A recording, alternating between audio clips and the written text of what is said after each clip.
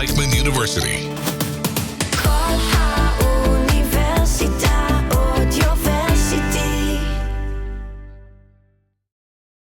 Come to my hackathon, come, bo. I just for you hackathon, special deal, 20% off. Startup Shuk.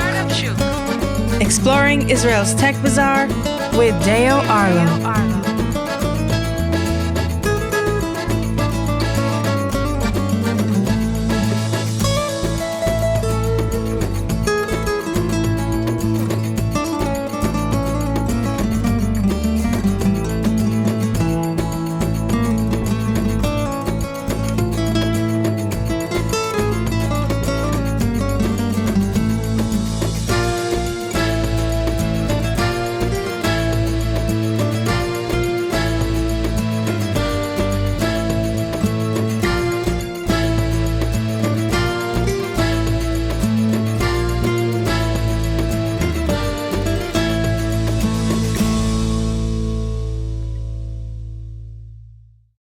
Welcome everyone to Startup Shuk. We are joined today with Dor.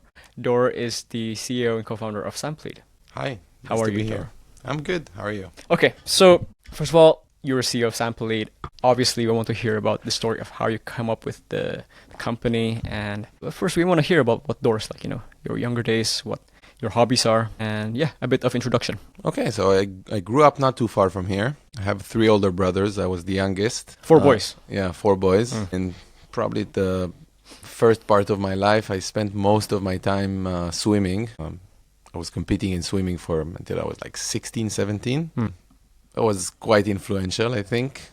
But like when I was 18, like everybody else here, I also had 3 older brothers. I went to the IDF and I spent like 5+ years there. I served in the Special Forces, which was another, that was probably the next step in the journey that was very, very influential. I got out of the army, traveled like everyone else, and then just started working. For the first couple of years, I was working for a cyber company, doing sales. That was before I started studying in IDC. I was actually looking for something that would allow me to continue doing something while I was a student. Had very little understanding of the real expectations that I should have had. What does it mean to actually start university studying? How long would it take? Definitely on the first year, but that's how I got here. I started studying when I was in a full-time job, doing sales, traveling in different places in the world. And I think it's something that is repeating if I'm looking at my experience till this point, that going to big challenges without really understanding what is about to be, but still deep diving on this thing and figuring it out while I'm doing it, basically. Where'd you travel after the army? I was in South and Central America for almost a year. You also worked or just traveled? No, I just traveled.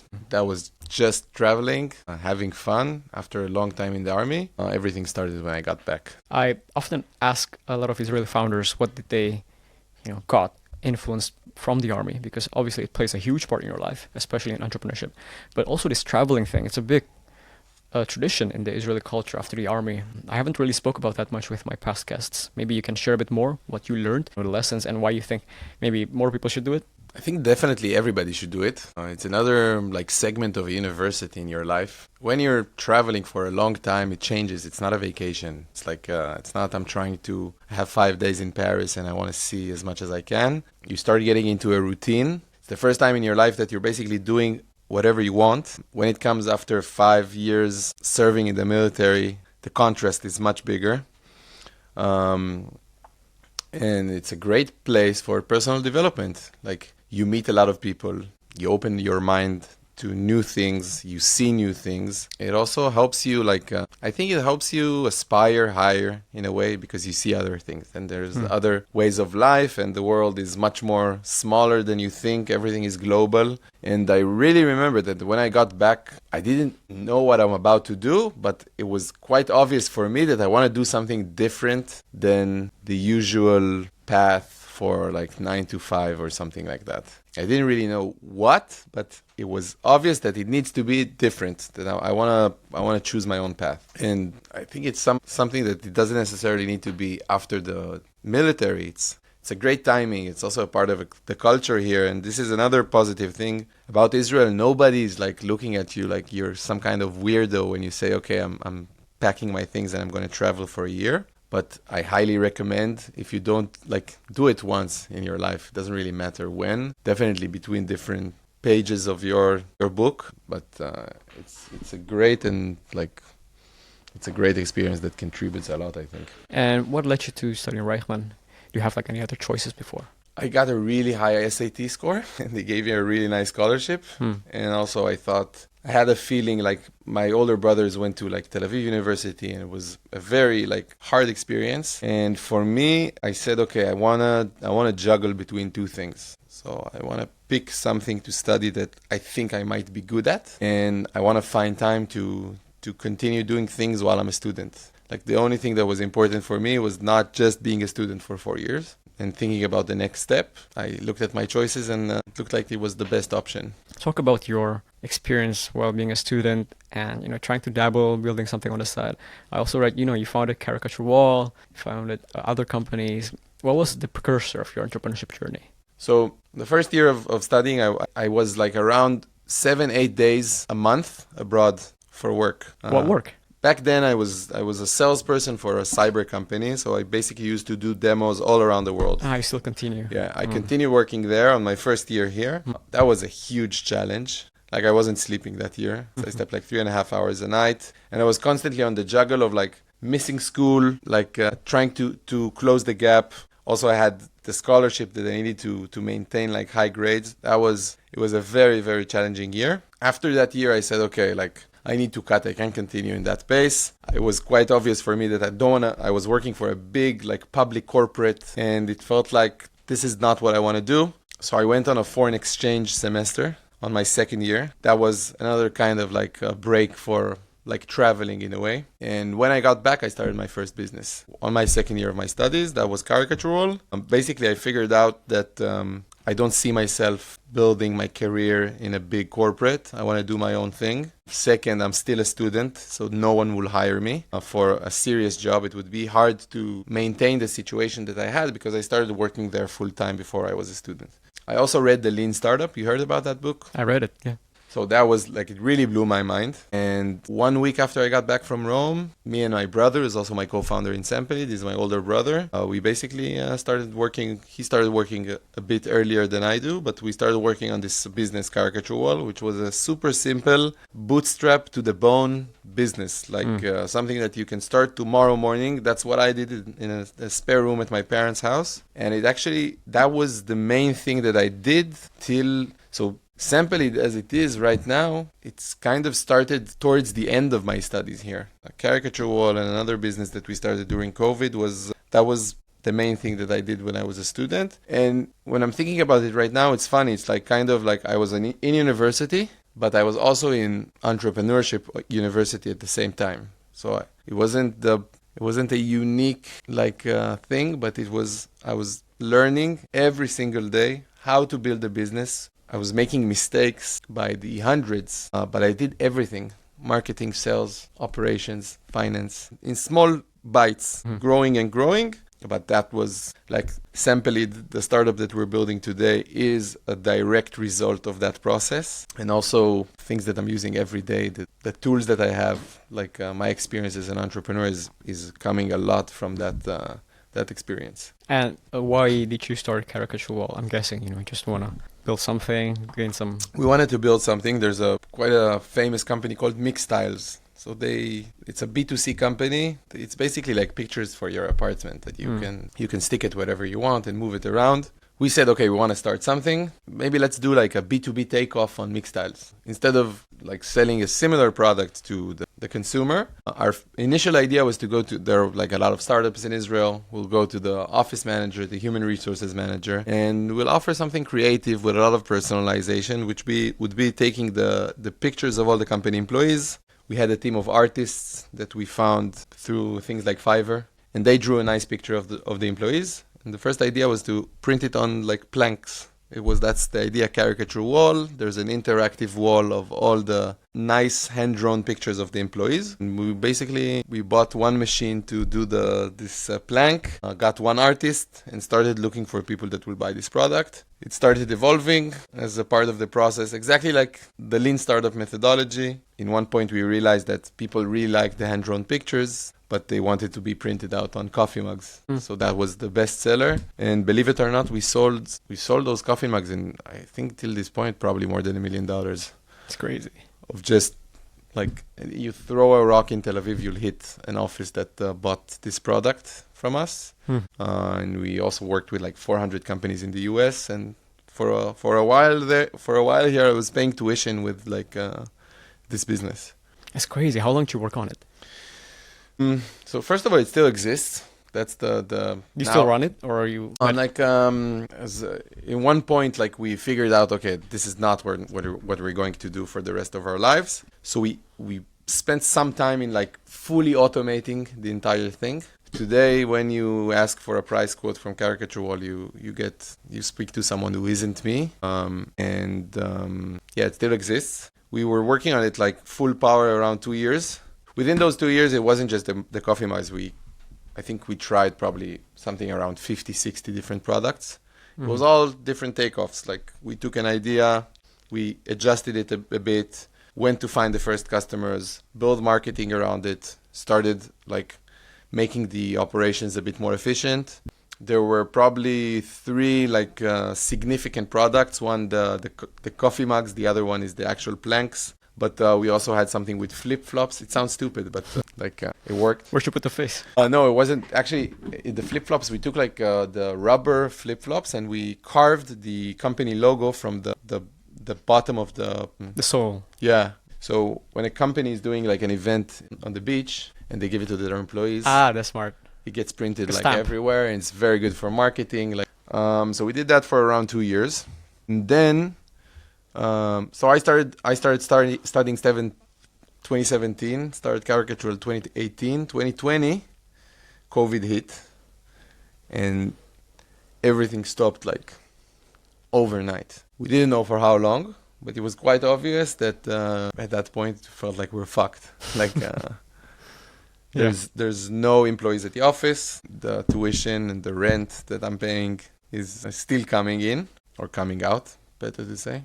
And then like we needed to shift. At that point I said, okay, I have good approach I know how to sell like to B2B companies in Israel. So that's like maybe probably one of the craziest parts of the story. I figured out, okay, everybody's going to do something around COVID. It's going to be masks and like gloves and stuff like that. We have the ability to approach those companies, and they might be interested in like, I'm very good at selling to human resources in Israel. So I said, okay, maybe they will be interested in getting the employees back to the office. So creating like a safer office environment. I had this idea of taking a metal plate and putting it on the bottom part of the door, allowing you to open the door without using the handle. I don't know if you remember, but in the first couple of months at COVID, that was like a thing, right? Don't touch the buttons in the elevator. Don't use the door handle. The first thing I did was, and I didn't even think about the pedal yet, I just knew that there's going to be an opportunity around COVID and I need to do something that is different and like leveraging my advantages into this thing. So I basically prepared this email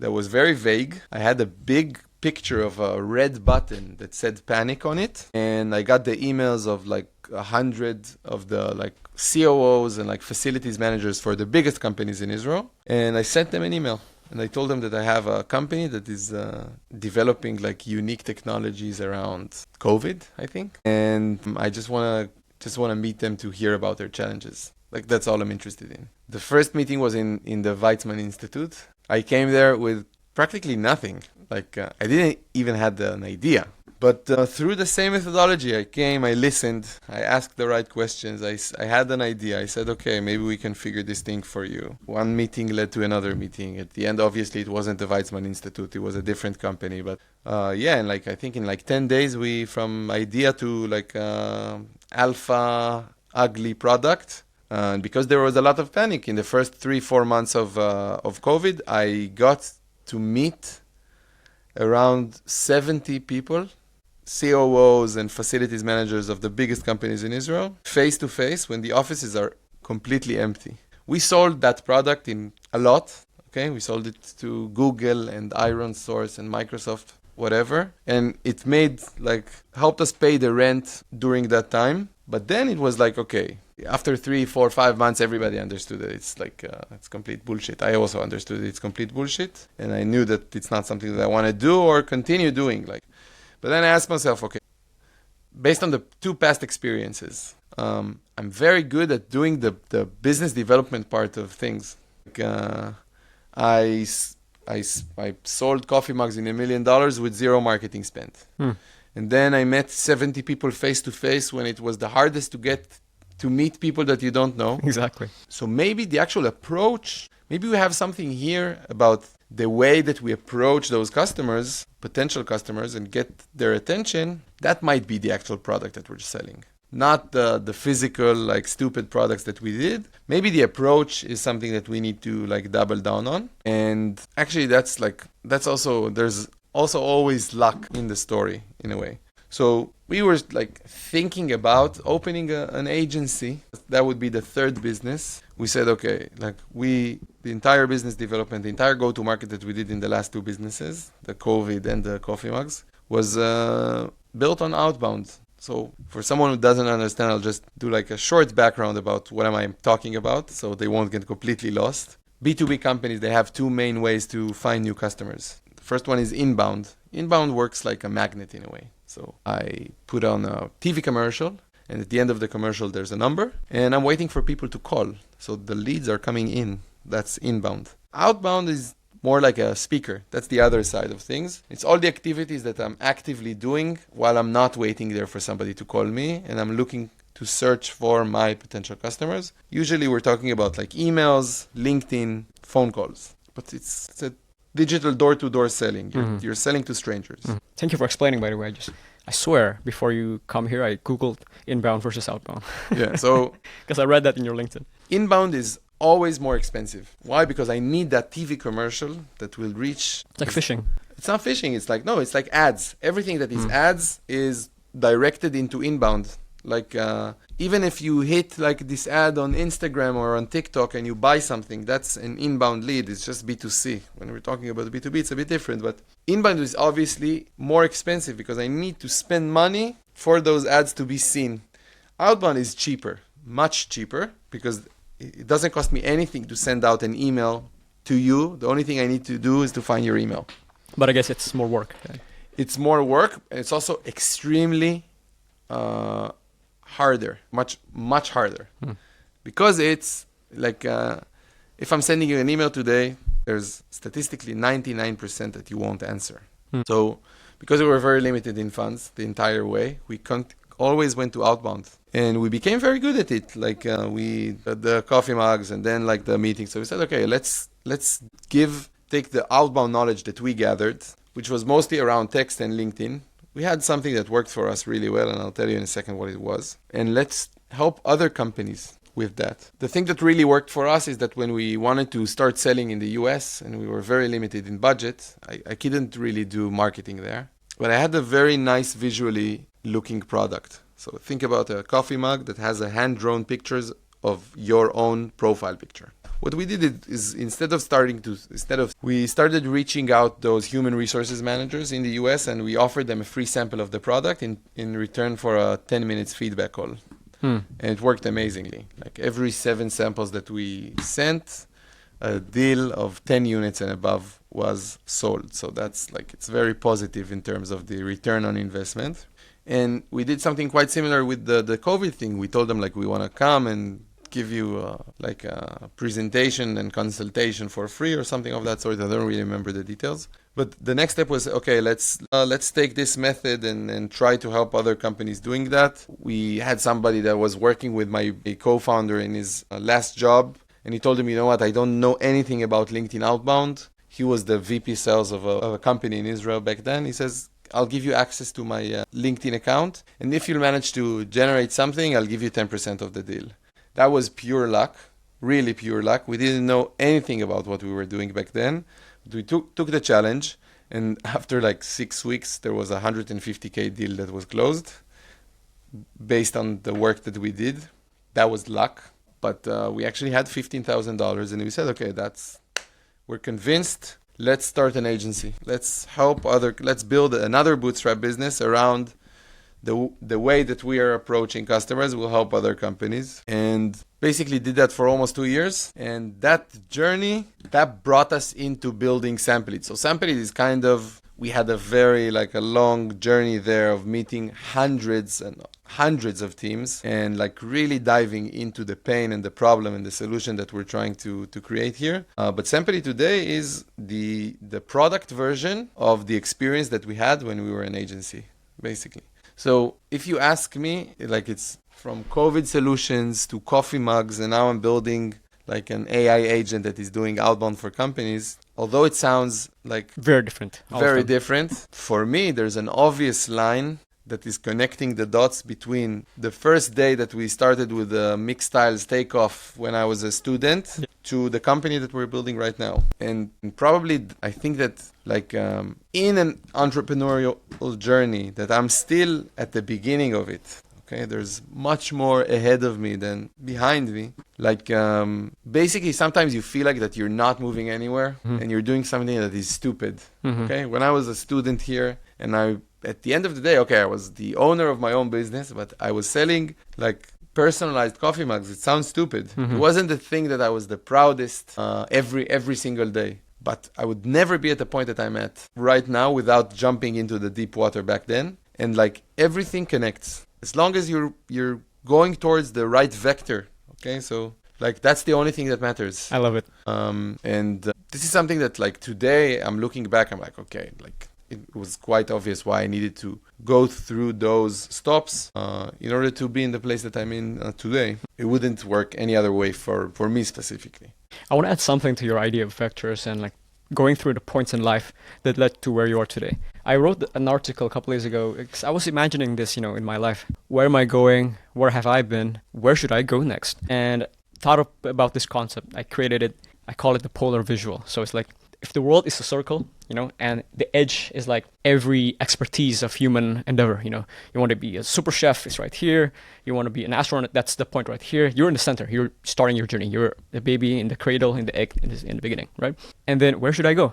Well, in the beginning, perhaps you have some like initial vector pointing to any of these directions. Maybe for you, it's because you have your background from the army, living in Israel. Maybe it points a bit to sort of entrepreneurship. So that's a certain direction. We don't really choose our initial direction. But then as you build decisions, actions, they don't all point to the same direction, but they're all generally pointing to a certain direction. At some point in your life, you gotta think, hey, if I would connect all these vectors that I have done in the past, all these actions, where am I kind of leading to?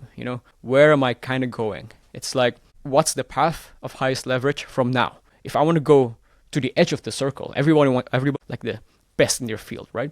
But what field? Well, I think the answer to that is like how you thought of your answer. It's not to see the edge in a circle and be like, that's an astronaut, I want to be that. Well, you're making a detour, you're making a far turn, but why not just take a point from the center and take a point to where you are now and see where all this zigzag line kind of points if they're combined together, And for you, I see now that learning from this mug business, from Caricaturewall, learning from the COVID business, turns out my real value that I can bring to the world is this helping people connect and finding leads. And that's why I'm building Samplead. I really like that idea of vectors. I think a lot of people need to learn how to like take a step back and really see what is my biggest value that I can bring to the world. Because I think that's what entrepreneurship really is. What value can I bring to the world? And everybody has a different offering per se. Yeah, 100%. Like personally, I think that when we're talking about startup in Israel, a lot of times we hear about those stories about this team that they had an idea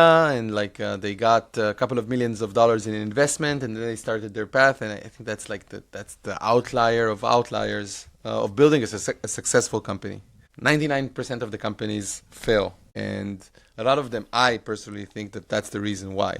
Because the only way to actually solve a real problem is to be with the people that have experienced that pain by yourself. That's the best. But if you don't experience the pain by yourself, the minimum that you need to do is to confront yourself with your potential kind of market day in, day out, and building the solution with them. it's very hard to do when you get like a lot of funding at the beginning, and like you put yourself in this circle and you're saying, okay, like I'm gonna build the perfect product, and then I'm gonna meet my I'll build it and they'll come. Like, Right.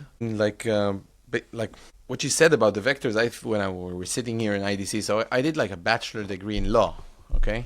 And like the natural step when you're doing something of that, like I studied almost 4 years, you go to do your internship and you take your bar exam and you become a lawyer, even if you won't be a lawyer in your life. That's what everybody does here, the vast majority. And I really remember thinking like, that's not my vector. There's zero chances in the world that I'm going to practice law. And this is something that I knew when I was a student. I enjoyed studying it. It was interesting. I liked the philosophy part of things. But being an actual lawyer, it was obvious for me, it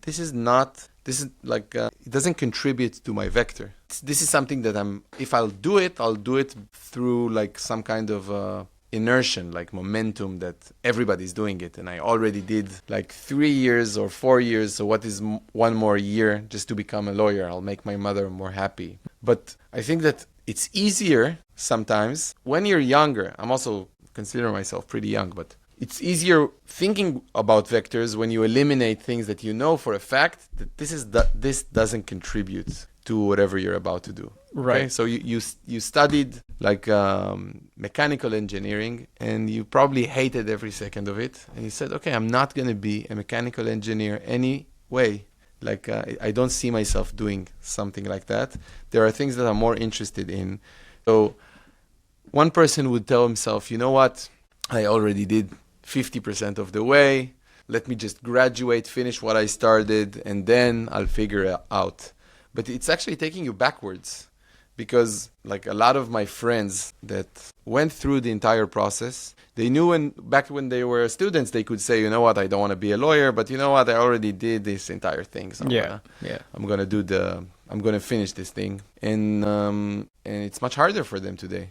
Because those 2 years, nothing really happened. The only thing that happened is that they didn't pursue what they actually want. Yeah. So the experience that they have is towards the wrong direction. So they need to go back and kind of start from scratch in a way. Also starting from scratch, asking themselves, what do I want to do? And this is also something, it won't be the first thing that you're doing. It doesn't matter if you're hired by someone or you want to build your own business.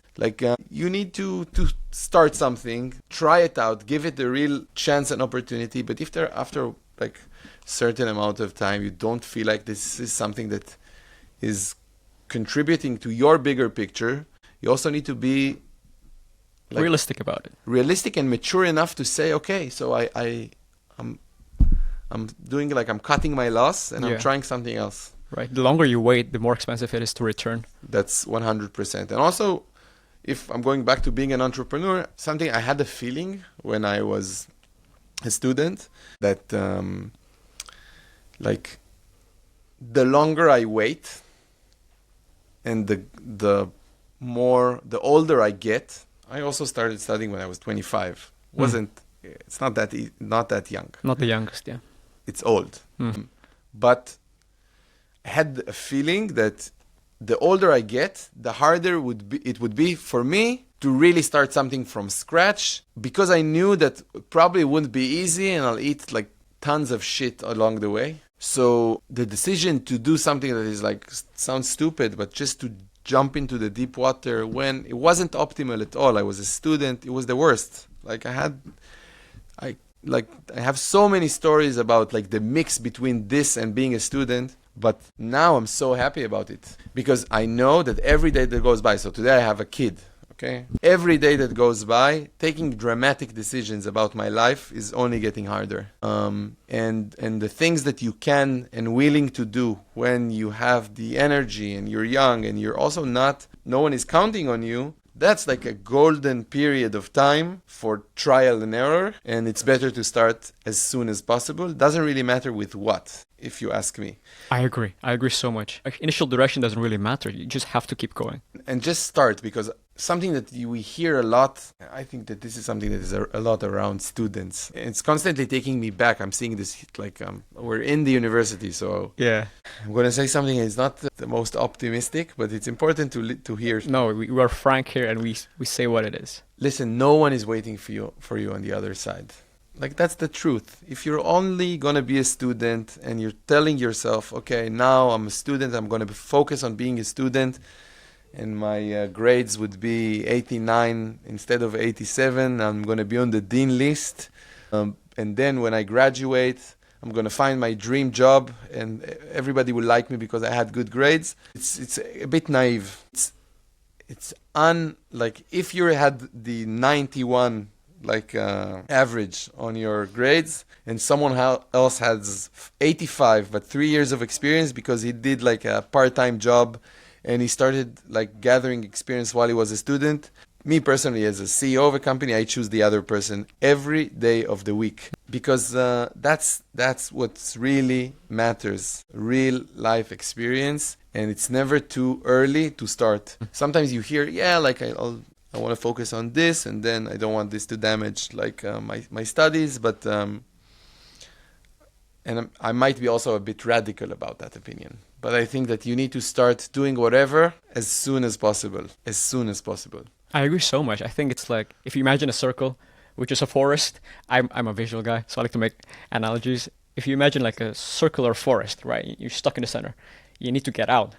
In the beginning, it's useless to think, which direction should I? Just choose a direction, but keep going. If you walk 100 miles north and then you take a right turn, and then you take another right turn, you're going back, so just pick one direction and keep going. I guess it will take you as far as you would, and it will lead you out of the forest. Yeah, 100%. I want to talk about also the point about meeting people and asking their problems. I think this is one skill you have that's very, very strong, I see. And a lot of technical people like myself don't have this.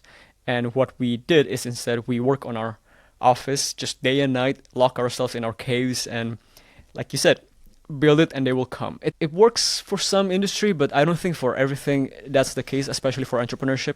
For entrepreneurship, the ground shifts all the time and you need to like ask the question, hey, is this something the market really wants? And so what I learned from time and time again is that don't build the product first, always find the problem and talk to the market. Talk about that and, I guess give advice for people who are very technical and they like to build and forgo asking questions. I think that it's quite natural that everybody takes things that are easier for him and that he feels more comfortable in. Okay, I'm not a technical guy. I don't know how to write a single line of code. Obviously that I'm more of a people person and like I really enjoy doing like sales and meeting people, and you need both sides of. So if you're an introvert and you're super passionate about tech and you want to build a company, the first thing I'm saying is like, okay, maybe you should meet a counterpart that is completing you. Definitely, if it's the first thing that you're doing in the world, I wouldn't highly suggest to do it by yourself. Like, no one is perfect, and it's easier to get to that perfect recipe when there's different individuals that are bringing something else to the table. That's in general, but I think about building companies and like selling products. First of all, you don't need to build anything before you get a real validation from the market that people want to pay for it. This is the important thing here. Yeah. Don't be like, it's much easier to say yes when you're offering something for free, and you need to make sure that you're not wasting your time and energy on the wrong places. What I learned is that when you hit a real pain and your solution is valid, meaning it gets the value that the customer wants. Two things. First of all, you will find people that would be willing to pay for it and use it, even if it's clunky, ugly, very badly designed. Also, when they get the value, they couldn't care less how you get that value. So I'll give you an example. Like, I'm building an AI machine that is generating meetings for companies. That's the most simple way to look at it. Now, the first customers that I got, first of all, the product looks like the worst thing that you can imagine, okay? It looks bad. But at the end of the day, their pain, they don't generate enough meetings for themselves. They think that my approach is a good approach, and they're willing to give it a shot because their pain is real, And also, if I'll generate meetings, they would be willing to pay. And they don't care that it looks ugly. They understand that they're the first customer, and they're so excited about fulfilling their own personal value, which is generating more meetings, that they're willing to forgive a lot of different things that we, from our self-confidence, we thought, I can't get out with this product. It looks like shit. But so this is one thing. The second thing is that, okay, I'm building a product that is doing generating meetings using AI. Okay, or cleaning your house using a robot. Okay, I need to find, first of all, to understand if people that their house is not clean, if it's painful enough for them to pay for it. So okay, I found this person, and now I'm telling him about this very fancy, like Elon Musk type robot that is doing his house chores. Okay, but if I am cleaning his house, I can also do it by myself. People don't care how you got to the value as long as you gave it to them. So what am I trying to say? It doesn't means that, okay, you're not building a startup around going and cleaning people's houses by yourself. You're not. The vision is to build a robot that is doing that for people. But to test out if people are willing to pay for someone to clean their house, the bar to enter is much lower than you think, okay? Because you can, at first you can do it yourself, and you can find the people that will forgive you that it's actually a person that is kind of sloppy and not a robot. But then you have the first indication that says, okay, they're willing to pay. What did they like about it? What did they didn't like about it? So you're constantly in like a dialogue with your market 100% of the time. And you're only developing, moving forward when you're hearing things that are starting to repeat themselves. Because you will always have this like end customer that they have a specific need for something that is only relevant to their own use case. And through that path, you need to understand, okay, this is something that I heard once, and here there's a feature that 70% of the customers are talking about. It makes it much more easy and obvious to understand, okay, this is our roadmap. And it's like, this is something that I'm a huge believer in. I don't think that you need to meet as many people as you can. You know, sometimes we have this idea of, okay, I have an idea for a startup, so don't tell anyone about it. It couldn't be more opposite, in my opinion. I agree. You need to meet as many people as you can, run your idea through as many people as you can, and get their feedback. And by gathering that feedback, you'll understand what you need to do next, and then what you need to do next, and so on. And this is how we build all our businesses, and also this is how we built our startup. And this is another thing that I think that kind of makes the Samplead journey till this point to be quite unique. We didn't raise a lot of money. We built the product with real customers from day one, because that's us, basically. Let me just highlight those 2 points that I find very, very interesting. For technical people out there, people don't care about how amazing your product is. They care about if it solves the damn problem or not, right? And number 2 is, if your idea sounds amazing, sounds brilliant in your one brain, let's see if it still sounds brilliant after 100 brains. Run it through people and see if they think the same way, right? Run it through the market, in fact. That's not only the thing is that people think, okay, I'm in the ideation stage, so I'm going to meet 200 people, and then I check this thing out of my box. I met those 200 people. Now I understand my idea completely, and I'm going to raise money. Here I got $3 million, and I'm going to do 18 months of development before I officially launch my product. Okay, it never ends. Okay, in my opinion, you speak to the first 200. You have an idea for a product. You start building the most basic MVP out there, trying to prove that you're actually bringing the value. It's not going to be the final technology that you're going to build. You find the first people to use it. You build a use case around them. Then you find the first people that will pay for it. And you sell it because it's ugly and clunky and like has many major bugs. You're selling it in 50% out of the price that you're aiming at the end.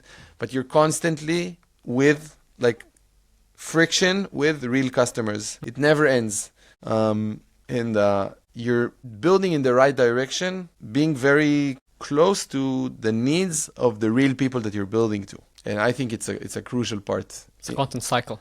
Yeah, but like sometimes, I work with companies, sometimes they tell me, that we're past that stage of like asking feedback from people on our product. We're now selling. So we want to meet people that we want to sell to, but I think it's a misconception. Like they don't understand that First of all, people buy from people, and like you need to build some kind of trust. Second, like you're constantly looking for feedback, constantly. Even if you're a public company and you have millions of users, feedback is the most important thing that you get from your target audience. It doesn't matter if they're buying right now or not. Like you need to be very open and honest about yourself to know that it never ends. You're never perfect. You never understand the picture completely. And the only way to answer some of your questions is by asking them the right people and not yourself. I love it. I love it. Let's talk about Samplead. We spoke about it a lot already. But how do you solve this problem? What is your approach? How do you get people meetings? So basically, we met hundreds of teams that are doing outbound. And the first thing that we discovered is that outbound is extremely difficult. And basically today, it's never been harder to generate a meeting using outbound than it was ever before. And tomorrow is going to be harder. And there's a lot of numbers to support it. So that's the first indication that says, okay, there's a huge problem.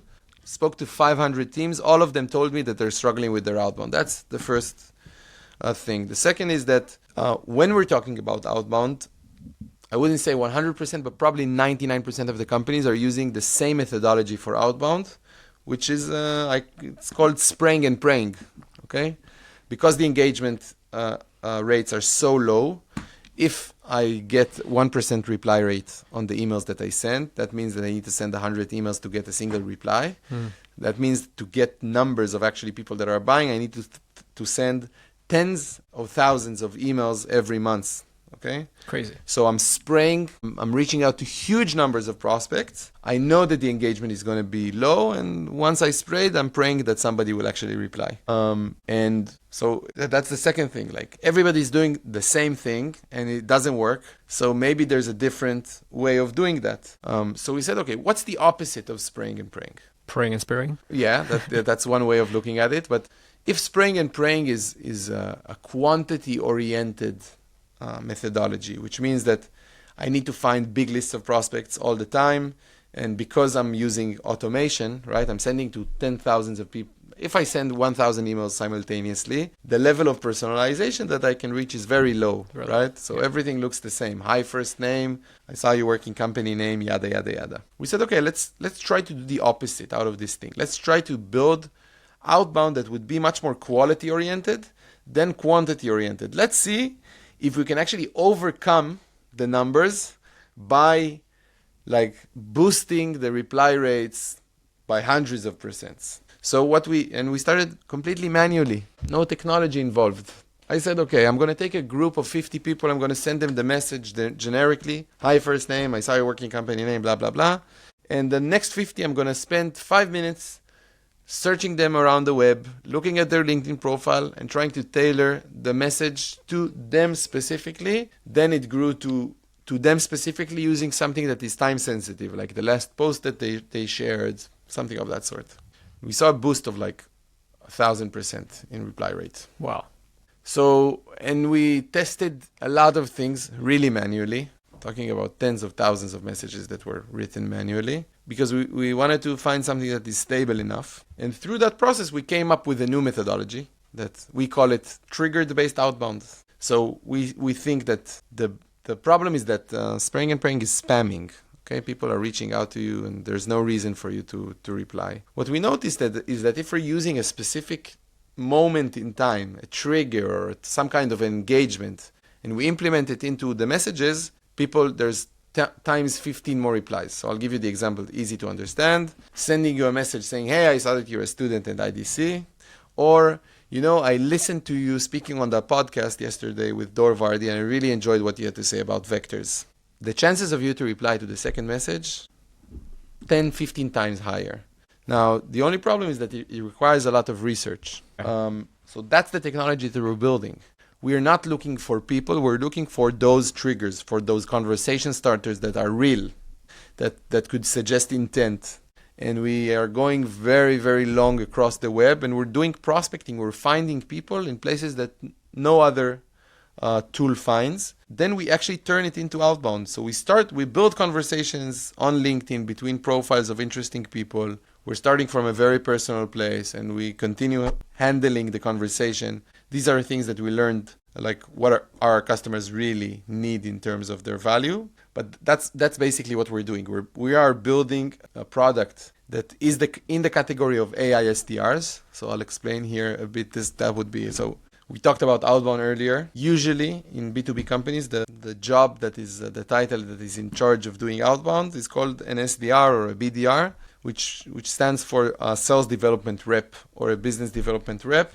Probably the junior position for anyone who wants to start doing tech sales. That would be the first thing that they'll do. Their job is to generate meetings, and they're usually using outbound. So now there's a new category with generative AI and everything that is happening that says, okay, what was once a rep using multiple tools will now be one single solution that is powered by AI and doing the entire process, kind of eliminating some of those SDRs. We're in that category, but the thing that we are doing different than our competitors is that we're not just automating outbound, we're focused on changing the way that it's performed, doing something that is much smaller numbers, much more personalized, lower quantity, higher quality. I hope that answered your question. That's an amazing rundown. I think you tell all of your secrets now.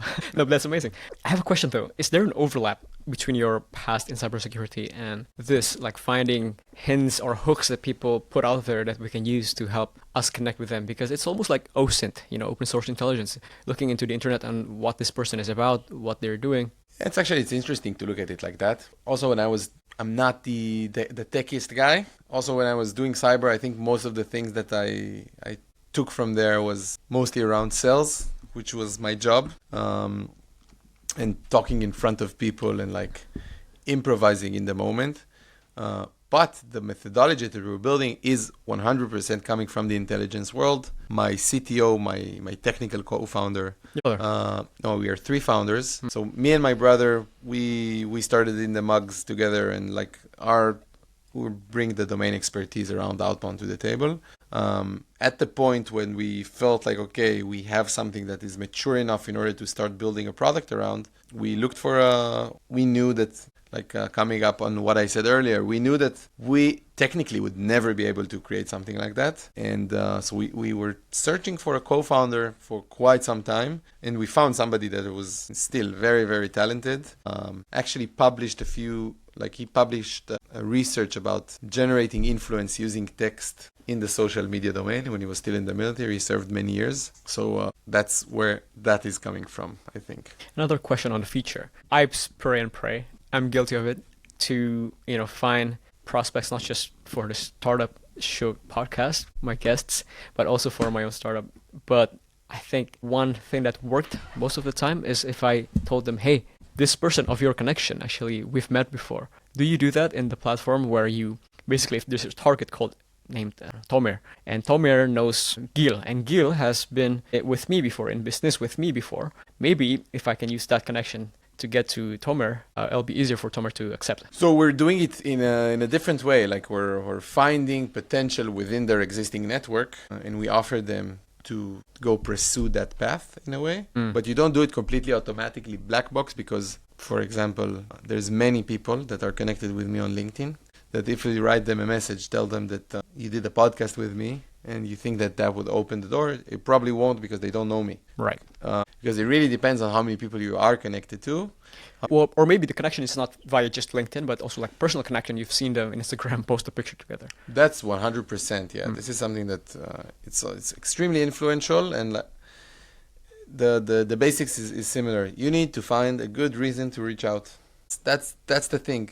A good reason to reach out could be something that you noticed about them, somebody that you noticed that is related to them, something that you noticed about their company. It all adds up to the same thing. Listen, I did my homework. I spent some time before I sent you that message. You're not a part of an automated campaign that is being sent to 10,000 of people, like 10,000 people simultaneously. And this is a better start, than anything else.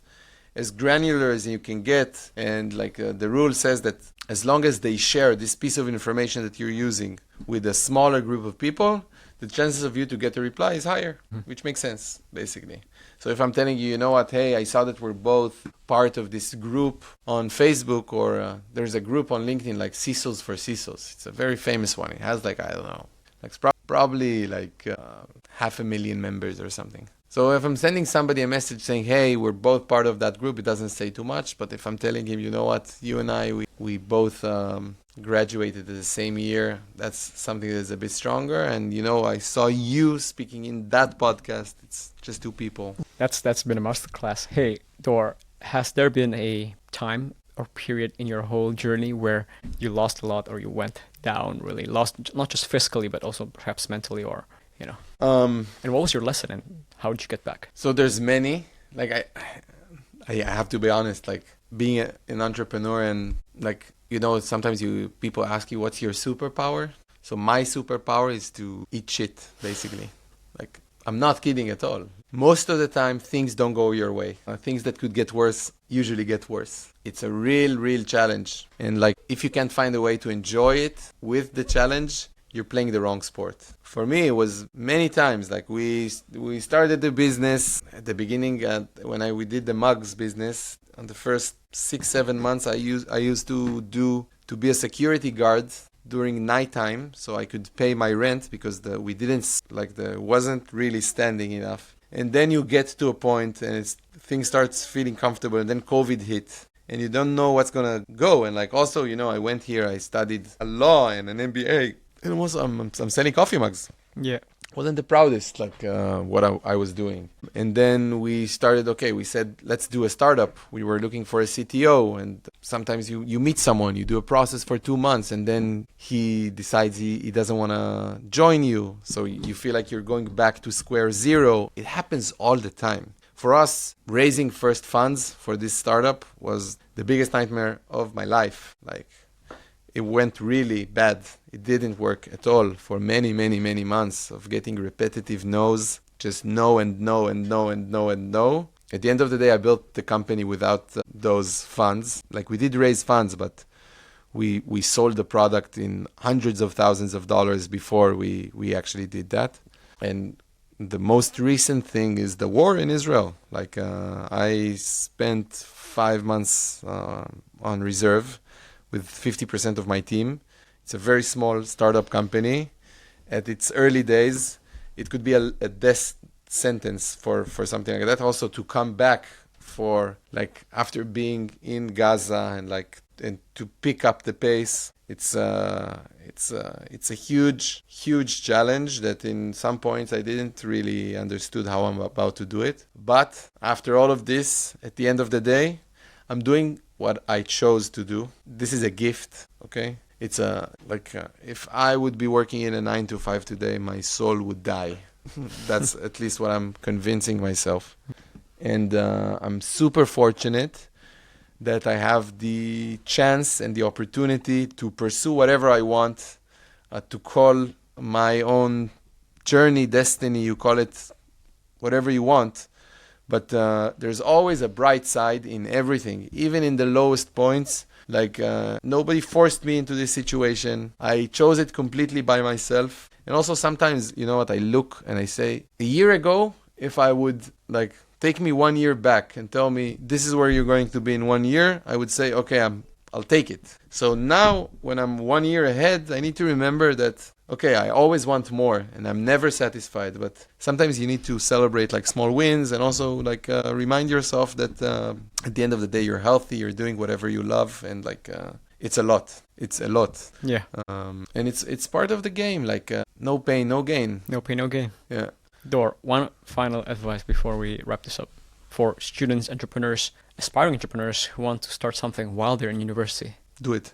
Like, do it yesterday. Don't wait for anything. Go and start doing mistakes. Like, don't try to avoid doing those mistakes, because they will come, and it's just a part of the game. Like, it's a part of your way. You can't become better if you're not making mistakes, so it's better to start as soon as possible. It doesn't need to be the fanciest, doesn't need to be the thing that you're going to do for your entire life, but start experimenting, start experiencing, and like just don't be afraid.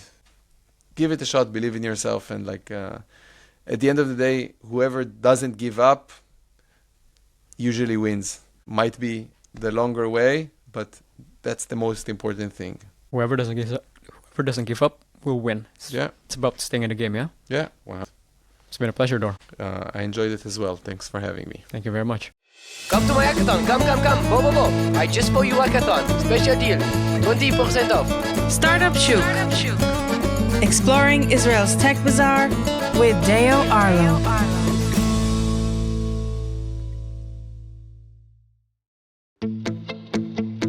All our shows and podcasts available online on our website and on all podcast platforms.